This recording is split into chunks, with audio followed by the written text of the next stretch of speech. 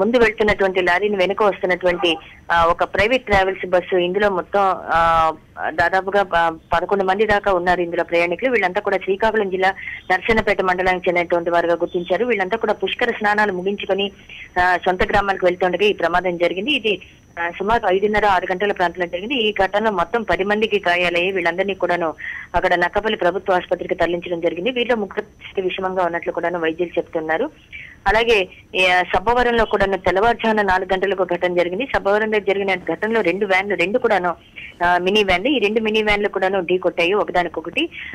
ఇందులో ఇద్దరు మృతి చెందారు. మృతి చెందిన వారిలో ఒక మహిళ కూడా ఉంది. అలాగే వీరితో పాటు ఒక 10 మందికి తీవ్ర గాయాలయ్యాయి. వీరి పరిస్థితి కూడా కొంతవరకు ఒక 4 పరిస్థితి ఆందోళనకరంగా ఉందని 108 అంబులెన్స్ వర్గాలు తెలియజేశాయి. ఇందులో 2 అంబులెన్స్ లో క్షతగాతులను కేజీహెచ్ కి తరలించడం జరిగింది. వీరంతా కూడా శ్రీకాకుళం జిల్లా నర్సన్నపేట మండలానికి చెందిన వారుగా గుర్తించారు పోలీసులు.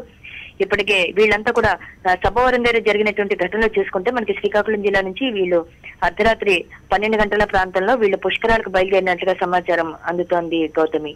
దీంట్లో గాయపడి చికిత్స పొందుతున్న వారి పరిస్థితి ఏ విధంగా ఉంది?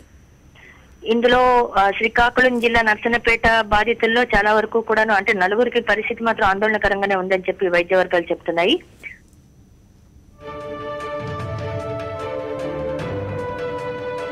వైద్యులు చెప్తున్నారు గౌతమి. Thank you Sridevi.